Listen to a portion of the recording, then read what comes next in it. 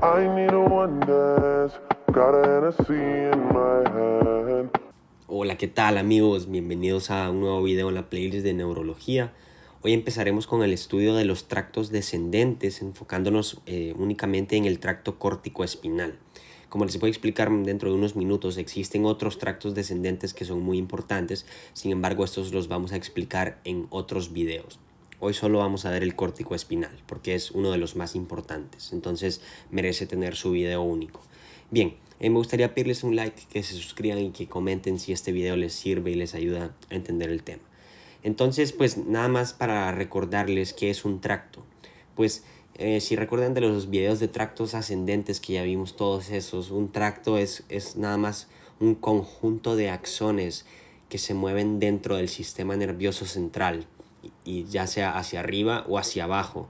Entonces si van hacia arriba son tractos ascendentes, como todos los que vimos: el espino talámico lateral, el espino cerebeloso, la vía dorsal lemniscomedial. Pero cuando van desde arriba hacia abajo, ahí se les llama descendentes, y aquí tenemos varios ejemplos, ¿ok? Bueno, entonces vean, los tractos descendentes se pueden agrupar en dos principales categorías de acuerdo a su origen. Entonces, ¿a qué me refiero con esto? Vean, tenemos algunos de los tractos descendentes que son de origen cortical, es decir, que se originan en la corteza cerebral, y tenemos otros tractos descendentes que su origen no es en la corteza como tal, sino que es en núcleos que están por debajo de la corteza. Entonces a esos nos referimos como los tractos de origen, ¿cómo creen? Subcortical, porque están por debajo de la corteza. Bien, con respecto a los tractos de origen cortical tenemos dos. Uno de ellos, que es el que vamos a estudiar, es el tracto córtico-espinal, que como su nombre lo indica, va desde la corteza cerebral hacia la médula espinal. Y también tenemos otro que es muy importante, que se comporta prácticamente igual que el tracto córtico-espinal, pero este no alcanza la médula espinal, sino que alcanza el tallo cerebral, y este está relacionado más que nada con los pares craneales, ¿no? Entonces, pues ¿cómo creen que se llama? Se llama el tracto córtico-nuclear, y pues obviamente va a ir desde la corteza hacia los núcleos de los pares craneales, por eso se llama córtico-nuclear, aunque también le pueden decir córtico-vulvar, si están refiriéndose especialmente a los núcleos que están en el bulbo raquídeo. Entonces entiendan que en algunos libros, cuando vean córtico-nuclear o córtico-vulvar, en realidad están haciendo referencia a lo mismo. Bien, entonces ahora los tractos de origen subcortical, estos son un total de 4 que son muy importantes, y también hay un quinto que les voy a explicar en ese video, ¿ok? Entonces primero déjenme se los menciono.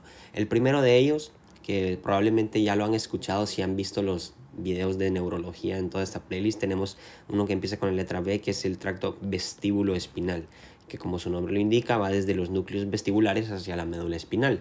Después tenemos otro que se llama el retículo espinal pontino, ¿no? Que viene desde la formación reticular del puente especialmente. Entonces, retículo espinal pontino.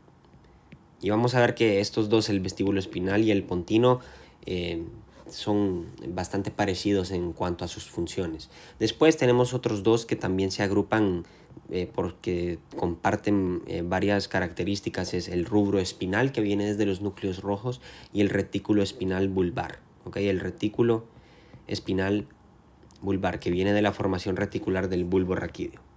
Y bueno, todos estos 4 los vamos a ver en el video que se llama tractos subcorticales. Por si quieren ver estos, ahí lo van a tener en ese video. Y como les dije, hay uno más que es muy importante que lo entiendan. Es uno que se conoce como el tracto tectoespinal, que va desde el colículo superior del mesencéfalo hacia la médula espinal. Y ya veremos que está relacionado con los reflejos visuales, ¿ok? Pero bueno, entonces ya olvídense de todos estos. El único que vamos a estudiar ahorita es el tracto córtico-espinal. Bien, entonces, antes de explicarles el tracto córtico-espinal, porque en realidad es bastante sencillo, solo es de aprenderse la ruta del tracto, pero yo quiero que entiendan más. O sea, yo no solo quiero que entiendan el tracto y ya, yo quiero que de verdad entiendan qué es lo que está ocurriendo. Entonces, primero que nada les quiero explicar las generalidades del sistema motor. Esto lo vamos a ver con mucho más detalle cuando veamos los videos de cerebelo y ganglios basales, pero ahorita nada más se los quiero explicar para que estén en contexto, ¿ok? Entonces vean, En el cerebro, en la corteza cerebral, hay una gran cantidad de partes o de regiones que juegan un papel muy importante a la hora de iniciar una acción motora. Vean, todas estas que les tengo marcadas son partes importantes que desempeñan un rol importantísimo a la hora de iniciar una acción. ¿Ok? Entonces vean, aquí se las voy a representar. Entonces esto que ven acá es el encéfalo. Aquí está el cerebro, aquí está el cerebelo, aquí está el tallo cerebral. Y vean, aquí si ustedes ya saben un poco acerca de la anatomía externa de la corteza cerebral, sabrán que hay un surco que me divide el lóbulo frontal, que es todo esto que está aquí adelante, y me divide el lóbulo frontal del lóbulo parietal. Y este surco que está acá de color rojo es lo que se conoce como el surco central, ¿ok? O el surco central de Rolando. Y vean, este es una parte muy importante del cerebro, especialmente porque de aquí se basa lo que nosotros clasificamos como las cortezas motoras primaria y la corteza motora, y la corteza somatosensitiva primaria. Entonces, a ver, déjenme apuntarles el nombre. Este es el surco central. Y vean, por delante del surco central, todo esto que está por delante es el lóbulo frontal. Todo lo que está por detrás es el lóbulo parietal. Después aquí vamos a tener otro surco, que este me va a separar el lóbulo parietal del lóbulo occipital aquí atrás, y después este que está acá, este es el lóbulo temporal, ¿ok? Ahorita los únicos que me importan en realidad son el parietal y el frontal, especialmente el frontal, porque en el frontal vamos a tener estas tres regiones. Vean, si me acerco un poco, justamente por delante del surco central vamos a tener aquí esta región de corteza cerebral que les estoy marcando de color azul, que recibe el nombre de, bueno, tiene dos nombres. Un nombre anatómico y tiene un nombre fisiológico. El nombre anatómico, debido a que está por delante del surco central, se le puede decir ya sea circunvolución precentral o se le puede decir simplemente giro precentral. Vean, giro y circunvolución lo pueden usar de manera sinónima, pero aquí, como es más corto, voy a escribir giro y se le dice precentral porque está por delante del surco central, ¿ok? Surco precentral. Y otro nombre que pueden darle a este giro precentral, que es su nombre fisiológico, esto es lo que le pueden decir la corteza motora primaria, ¿ok? Entonces vamos a apuntar sus dos nombres, la corteza motora primaria. Perfecto. Y como les he dicho, también le pueden decir la circunvolución precentral, ¿ok? Bueno, después, ¿qué creen que tenemos por detrás del surco central? Pues tenemos el giro o la circunvolución postcentral, ¿ok? Porque está por detrás del surco central, entonces le decimos el giro postcentral. Es muy sencillo en realidad. Bien, otro nombre pueden darle a este giro postcentral, pues a este, si recuerdan de los tractos ascendentes, es aquí donde llegan una gran cantidad de tractos como el espinotalámico lateral, la vía dorsal lemniscomedial, algunas de las fibras del espinotalámico anterior, ¿ok? Entonces aquí, como llegan las fibras sensitivas, esto lógicamente, ¿cómo creen que se llama? Se llama la corteza sensitiva primaria, ¿ok? Así de sencillo. Entonces esta es la corteza, o también le pueden decir somatosensitiva primaria. Bien, la corteza somatosensitiva primaria. Listo. Ahora, en la corteza frontal, o sea, en el lóbulo frontal, tenemos otras regiones que son muy importantes y que desempeñan un papel muy esencial a la hora de iniciar un movimiento. Y estas son las que están justamente por delante del giro precentral. Vean, esta que tenemos más hacia abajo de color morado, esta es la que se conoce como el área motora, el área premotora, perdón, el área premotora. Y después, por encima del área premotora, tenemos algo que se conoce como el área motora suplementaria, acá de color blanco. Este es el área motora suplementaria. Y para referirnos tanto al área premotora como al área motora suplementaria, podemos usar un concepto, le podemos decir corteza motora secundaria, ¿ok? Entonces, vean, para referirnos a estas dos, le podemos decir así nada más, corteza motora secundaria. No lo voy a apuntar, nada más se los menciono. Bueno, después tenemos otras dos regiones que juegan, bueno, otras tres partes que son importantísimas. Esta que les tengo en la parte más anterior de la corteza frontal, Esto se conoce como la corteza prefrontal, ¿ok? Entonces vamos a apuntarlo aquí su nombre. Esta es la corteza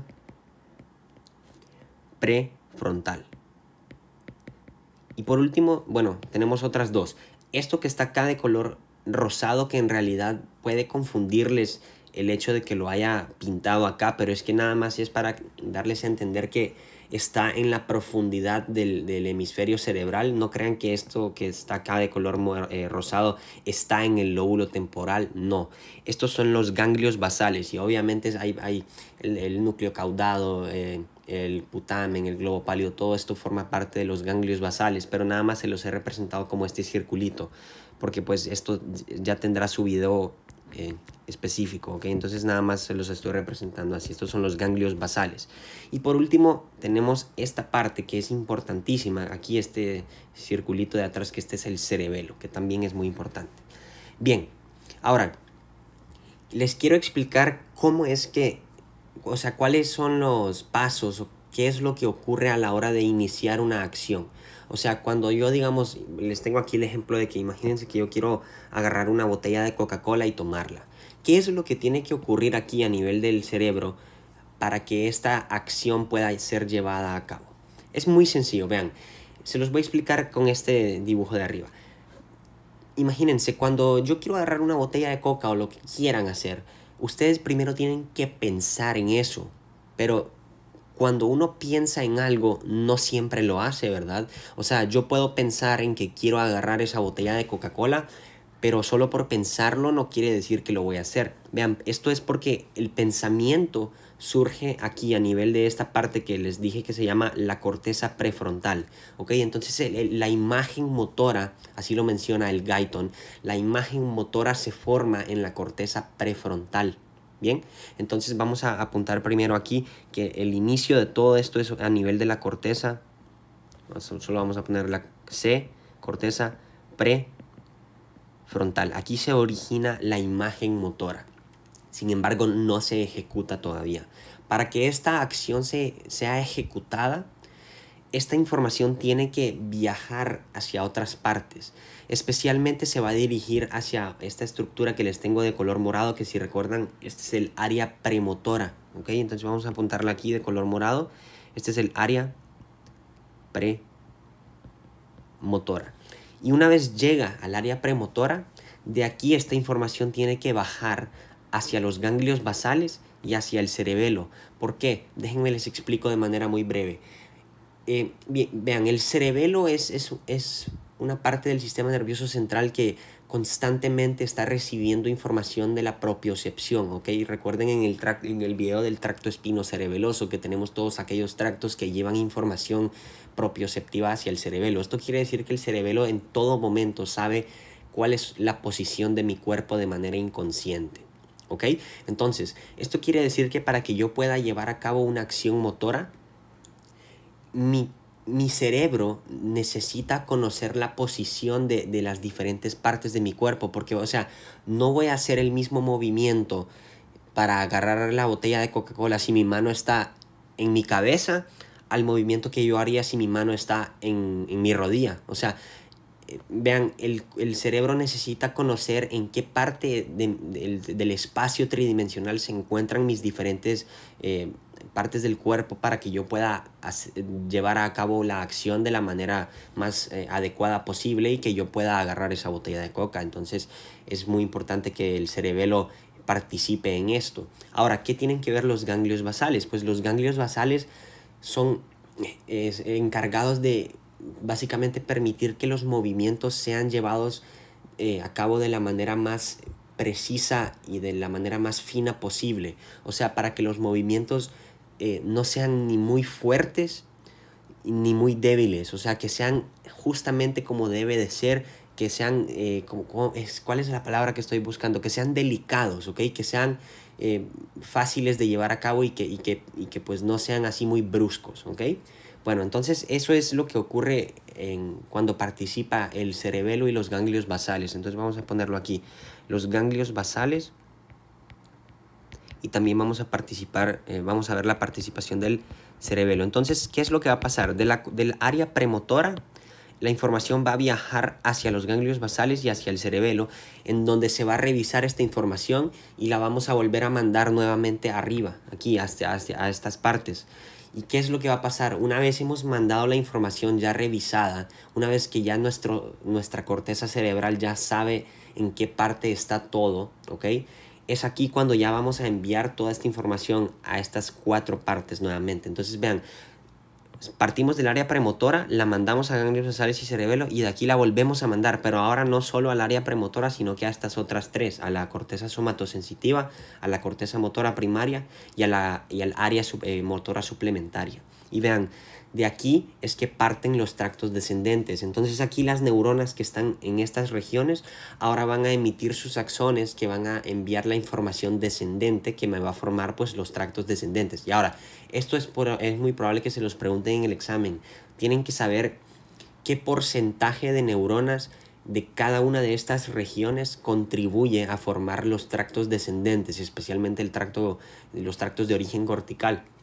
Vean, de la corteza motora primaria, el 30% contribuye a la corteza motora primaria, ¿ok? Entonces el 30% de las neuronas que van a estar formándome parte de estos tractos descendentes viene de la corteza motora primaria. Entonces vamos a poner CMP, vamos a poner el 30%.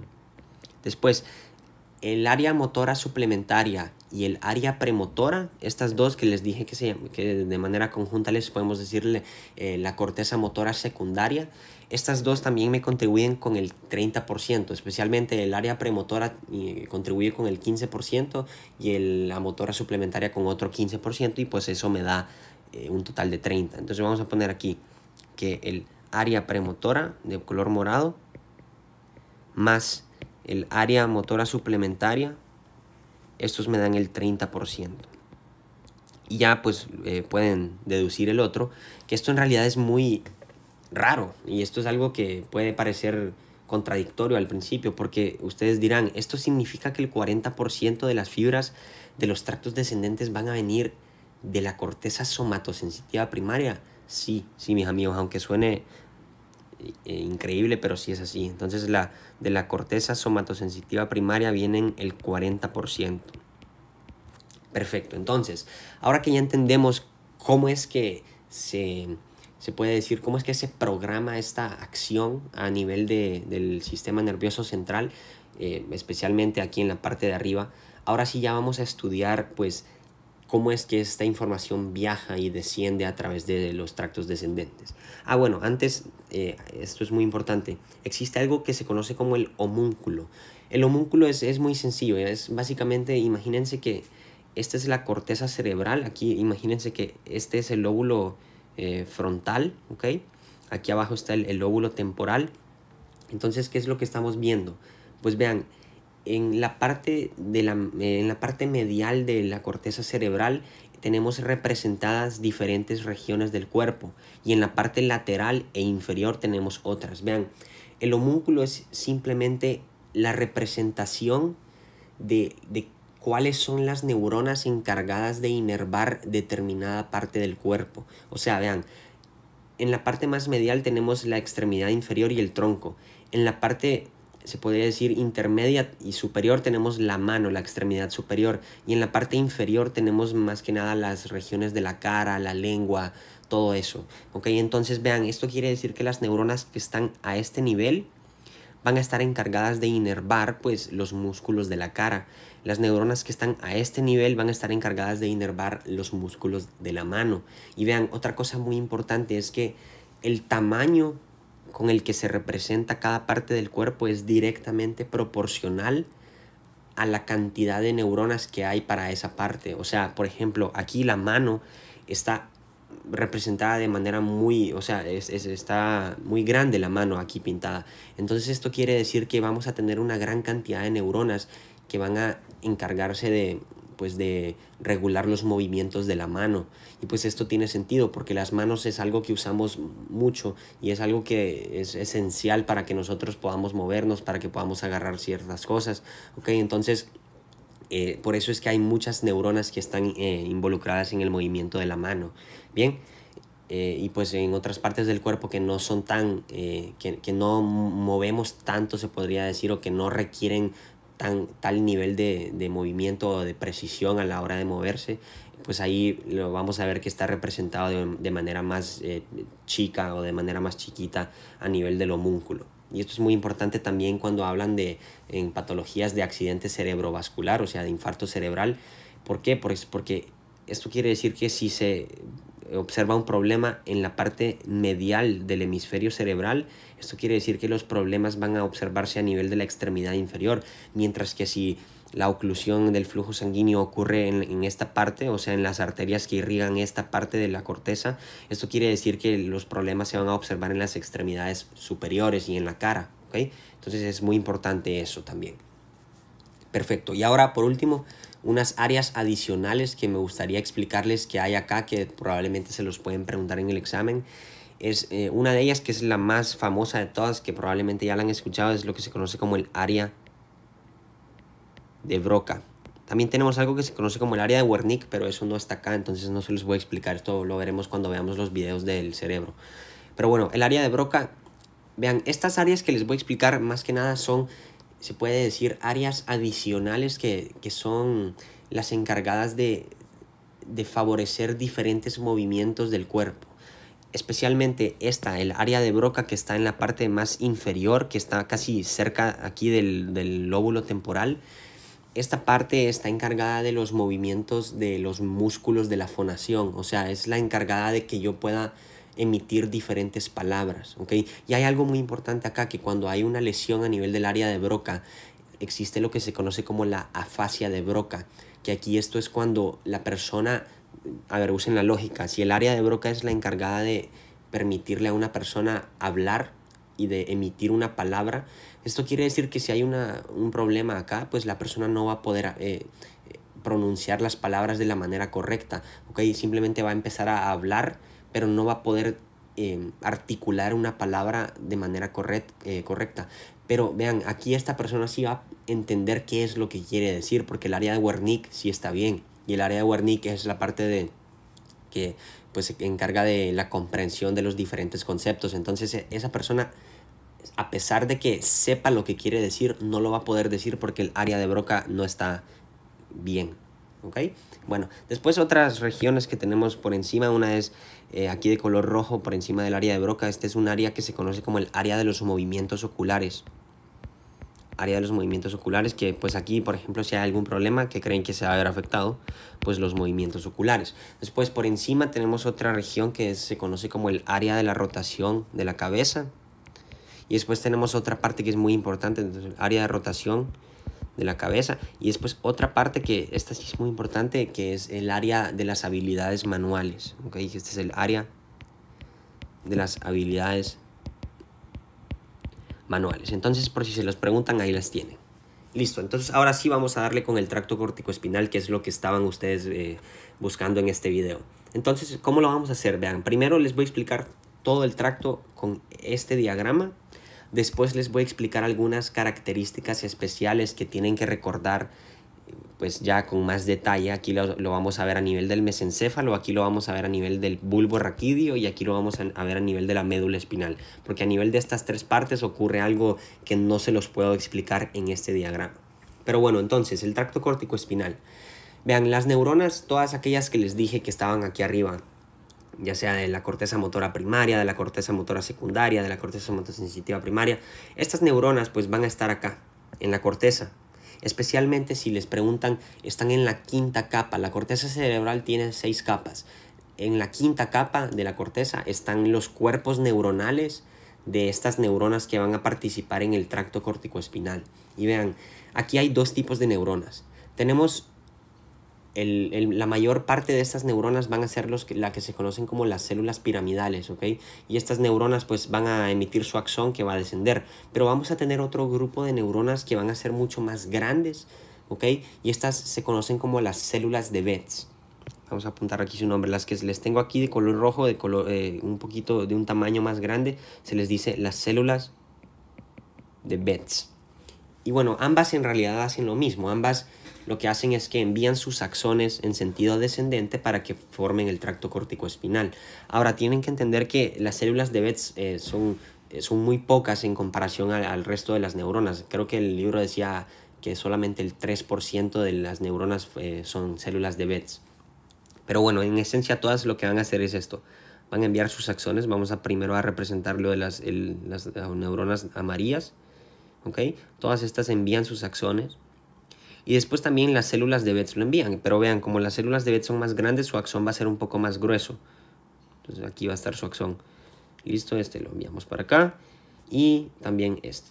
Y vamos a hacer lo mismo en el otro lado porque es importante que veamos el camino en ambos lados. Entonces aquí nuevamente estas neuronas de color amarillo envían sus axones. Listo, listo, lo envían acá, acá. También las células de Betz. Vamos a marcar las células de Betz como también envían su axón. Aquí está uno, aquí está otro y aquí está el otro. Y vean, toda esta estructura que les he representado, todo esto se conoce como la corona radiada. Que esto también era lo mismo que ocurría en los tractos ascendentes, que este es todo ese conjunto de axones que ascienden o descienden desde la corteza, y esto es un ejemplo de fibras de proyección, ¿ok? Entonces, ¿qué va a pasar? Pues estos axones de ahora en adelante lo voy a representar solo de color amarillo. Estos van a pasar hacia la cápsula interna, especialmente hasta esta parte que es el brazo posterior de la cápsula interna, y pues lo mismo acá. Vean, esta es la cápsula interna, esta es la rodilla de la cápsula interna, este es el brazo anterior y este es el brazo posterior. Estos pasan por el brazo posterior. Entonces, esto es muy importante porque hay una arteria que se llama la arteria lenticuloestriada, que si se ve comprometido su flujo sanguíneo, pues se afecta esta parte y habrán problemas muy graves, porque se afectará tanto la parte motora como la parte sensitiva, porque si recuerdan, en los tractos ascendentes también las fibras ascendentes pasan a través del brazo posterior de la cápsula interna. Pero bueno, ¿qué pasa después? Estas fibras descienden, pasan a través de la cápsula interna, así, y después pasan hacia el mesencéfalo. En el mesencéfalo ya les voy a explicar con más detalle qué es lo que ocurre, porque hay algo que es muy importante que lo sepan. Por el momento nada más me conformo con que sepan qué pasa a nivel del mesencéfalo. Después, cuando llegan al puente, vean, acá tenemos unos núcleos que son los núcleos pontinos. Eso significa que las fibras se van a abrir, se van a dispersar. Eso se conoce como una diáspora. Entonces estas fibras, vean cómo se abren, pierden, se puede decir, el hecho de que vienen compactas desde arriba. Aquí una vez llegan al puente se abren un poquito. Y después esto mismo ocurre acá con las otras. Entonces se abren. Y bueno, una vez cruzamos el puente, se vuelven a unir todas estas y van a formar un grupo compacto de fibras nerviosas viajando. Y bueno, de axones, perdón. Entonces estos axones ahora descienden a través del bulbo raquídeo. Y vean, algo muy curioso pasa a nivel del bulbo raquídeo. Y es que, si saben, se cruzan. Y esto es lo que se conoce como la gran decusación piramidal. Y vean, no todas las fibras se cruzan, solamente se cruza el 85%. El otro 15% no se cruza y desciende. Y esto es lo que les voy a explicar más abajo en la médula espinal. Pero bueno, ese es más que nada el tracto. O sea, desde arriba bajamos a través de la cápsula interna, después cruzamos el mesencéfalo, después en el puente las fibras se abren un poquito, después vuelven a juntarse en el bulbo, y aquí esta parte se llaman las pirámides, ¿ok? Pero bueno, eso se los voy a explicar dentro de unos minutos. Y pues después descendemos a través de la médula espinal. Listo. Ahora, lo que les quiero explicar es qué ocurre a nivel del mesencéfalo. Vean, aquí está el mesencéfalo ya representado de una manera más detallada. Estos, si recuerdan, estos son los pedúnculos cerebrales que me conectan por debajo con el puente y por arriba con el cerebro, ¿ok? Y después, obviamente, se les dice pedúnculos cerebrales porque me están conectando el tallo cerebral con otra parte. Entonces están los pedúnculos cerebelosos que me conectan con el cerebelo, y están los pedúnculos cerebrales que me conectan con el cerebro. Pero vean, ¿qué es lo que va a pasar? Las fibras del tracto córtico-espinal, vean, van a cruzar en los 3/5 centrales, ¿okay?, del pedúnculo cerebral. Esto es muy importante que lo recuerden. Entonces imagínense que yo divido acá el pedúnculo cerebral en 5 partes. Entonces aquí tenemos una parte, segunda, tercera, cuarta y quinta. El tracto córtico-espinal va a pasar a través de esta parte y de esta parte, y después siguen descendiendo, pero no pasan por los quintos externos, o sea, no pasan por este quinto lateral y por este quinto medial. Y bueno, lo mismo ocurre acá, por los 3/5 centrales. Listo, entonces vamos a ponerlo aquí nada más para que lo recuerden, los 3/5 centrales. Y bueno, eso es más que nada lo que ocurre en el mesencéfalo. ¿Qué ocurre ahora a nivel del bulbo? Esto es muy importante. Vean, acá tenemos mesencéfalo, puente, bulbo. En el bulbo, ustedes saben que hay dos partes. Están las pirámides, que son las partes centrales. O sea, si yo se los represento, acá está el surco puntobulbar, acá están las pirámides, ¿ok? Y acá están las olivas en la parte externa, ¿ok? Pero déjenme borrarles esto para poder explicarles qué es lo que ocurre acá. Pues vean, acá tenemos las fibras corticoespinales descendiendo. Dijimos que en el puente se abren un poquito y después se vuelven a juntar, ¿ok? Y lo mismo con el otro lado. Pero ¿qué va a pasar ahora? En el bulbo les dije que se cruzan, pero no todas se cruzan. Solamente el 85% se cruzan al otro lado en la parte más inferior del bulbo. Aquí vean. Entonces aquí en esta parte inferior se cruzan. El 85% vamos a poner que se cruzan. Pero el 15% restante no se cruzan. Y estas, vean, se las voy a marcar de color azul. Que estas que vienen aquí, estas no se cruzan y siguen descendiendo. Y la otra se las voy a marcar de color morado. Estas descienden y no se cruzan y bajan en la parte anterior de la médula espinal, como les voy a explicar, ¿ok? Entonces, vean, esta gran decusación, estas fibras que se cruzan, forman la gran decusación motora o la decusación piramidal.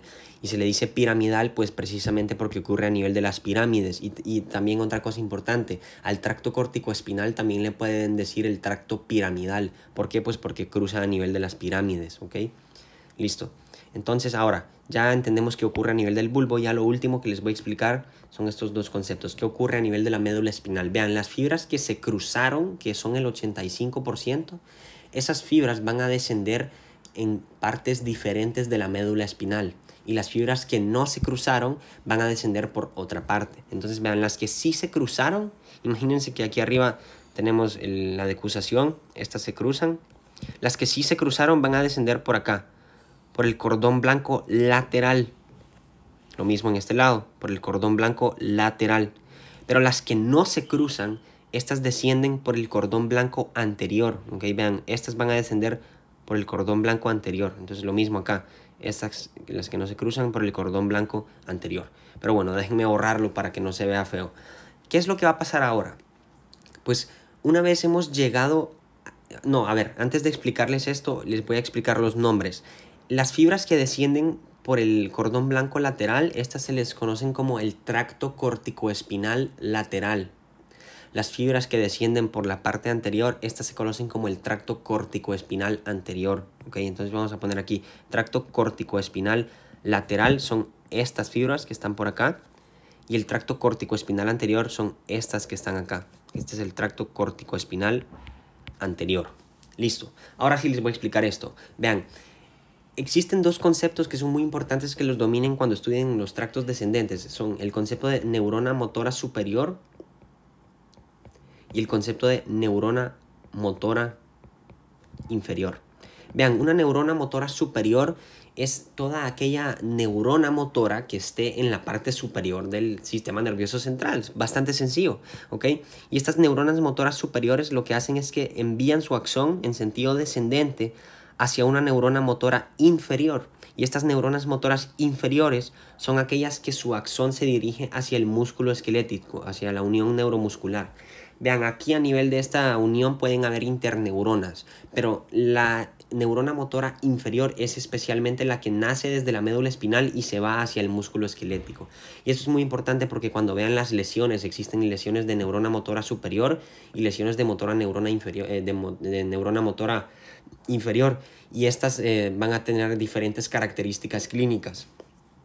Listo, entonces, bueno, en este caso, pues lógicamente estas neuronas que vienen en el tracto córtico-espinal, pues estas serían las neuronas motoras superiores, mientras que las que están aquí en el asta anterior de la médula espinal, que recuerden, las astas anteriores son las astas motoras, aquí están las neuronas motoras, pues aquí están las neuronas motoras inferiores. Sencillo.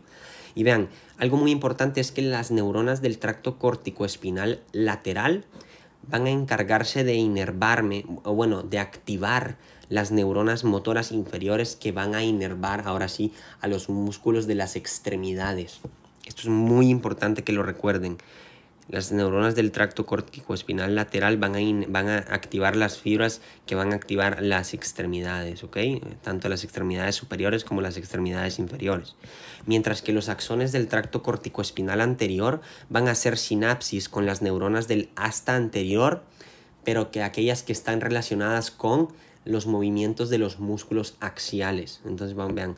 Y vean, otra cosa muy importante es que las fibras del tracto córtico-espinal anterior aquí no se cruzan arriba, pero se cruzan a nivel del segmento medular. Entonces aquí se van hacia el otro lado y aquí hacen sinapsis con las neuronas de la parte medial del asta anterior, que si recuerdan de los videos de médula espinal les había dicho que las neuronas del asta anterior en la parte más medial son encargadas de los músculos de los del movimiento del tronco, ¿ok? O sea, de los músculos axiales, mientras que las más laterales son las encargadas de los músculos de las extremidades. Entonces, es por eso que las del tracto córtico-espinal lateral van a hacer sinapsis con las neuronas más laterales del asta anterior, mientras que las del tracto córtico-espinal anterior van a hacer sinapsis con las más mediales. Bueno, entonces nada más para poner aquí que estas van a hacer sinapsis con las neuronas encargadas de controlar los músculos axiales. Bien, y ahora una última cosa que les quiero explicar es la diferencia entre la manera en que las células de Betz funcionan y la manera en que las demás neuronas funcionan. O sea, vean, es muy sencillo. Las neuronas o las células de Betz, que recuerden son estas que les dije que son bastante grandes, estas lo que hacen es que pueden actuar directamente sobre la neurona motora inferior. ¿Okay? Entonces, si lo represento, imagínense que aquí de color rojo, esta es una célula de Betz con su axón. Estas terminan directamente sobre las neuronas motoras inferiores. La vamos a marcar acá de color morado. Y esta después se va hacia el músculo esquelético. Ahora, las demás neuronas, las que no son consideradas células de Betz, estas para poder modificar la actividad de la neurona motora inferior, estas primero tienen que actuar sobre una interneurona. Entonces, para representarlo, imagínense que aquí de color amarillo, esta es una neurona que no es una célula de Betz. Esta envía su axón, pero esta no actúa directamente sobre la neurona motora inferior, sino que primero tiene que actuar sobre una interneurona, que es, por así decirlo, una mini neurona que conecta ambas neuronas, y pues ahora sí esta actúa sobre la neurona motora inferior y ahora sí esta se va al músculo esquelético. Pero vean cómo en esencia sucede lo mismo, nada más que para una necesitamos esta interneurona. Bien, y pues eso concluye todo. Ahora nada más les tengo unos pequeños resúmenes del Snell. Les voy a poner ahí la referencia por si quieren ir a profundizar un poco más. Entonces vamos a acercarnos. Vean, es muy sencillo en realidad. Los fascículos corticoespinales. Las fibras del fascículo corticoespinal, o sea, las fibras del tracto corticoespinal, nacen como axones de las células piramidales situadas en la quinta capa de la corteza cerebral, todo lo que les dije. Aproximadamente una tercera parte procede de la corteza motora primaria, como les dije.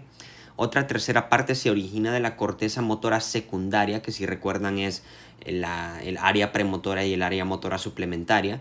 Y después otra tercera parte se origina en el lóbulo parietal, en la corteza somatosensitiva primaria. Así pues, las dos terceras partes proceden de la circunvolución precentral, o sea, de la que está en el lóbulo frontal, y la tercera parte restante procede de la circunvolución postcentral, o sea, la que está por detrás del surco central. Puesto que la estimulación eléctrica de diferentes partes de la circunvolución precentral produce movimientos de distintas partes del lado opuesto del cuerpo, pueden representarse las zonas corporales en esta área de la corteza. Es todo esto lo del homúnculo que les dije. O sea, los científicos, los neurólogos vienen y estimulan una parte de la corteza cerebral. Supongamos que estimulan la parte de la corteza que está encargada de controlar los movimientos de la mano. Entonces eso quiere decir que si yo estimulo en el lóbulo derecho, en la corteza motora derecha, entonces eso quiere decir que se va a mover el brazo, pero en el lado izquierdo del cuerpo, porque tienen que recordar que se cruzan a nivel de las pirámides, ¿ok? Bueno, entonces seguimos. Aquí creo que me quedé acá. El homúnculo es una imagen distorsionada del cuerpo y las diferentes partes tienen un tamaño proporcional al área de la corteza cerebral dedicada a su control, como les expliqué. Es interesante destacar que la mayoría de las fibras corticoespinales son mielínicas y que se trata de fibras pequeñas de conducción relativamente lenta. Las fibras descendentes, vean, aquí ya empiezan a describir el tracto. Convergen en la corona radiada y después pasan a través del brazo posterior de la cápsula interna. Allí las fibras están organizadas de forma tal que las más próximas a la rodilla van destinadas a las porciones cervicales del cuerpo, mientras que las más situadas en la porción posterior están destinadas a la extremidad inferior. ¿Okay? Bueno, el fascículo continúa después a través de los 3/5 centrales de la base del pedúnculo mesencefálico, o también llamados los pedúnculos cerebrales, como les expliqué. Y recuerden que es en los 3/5 centrales.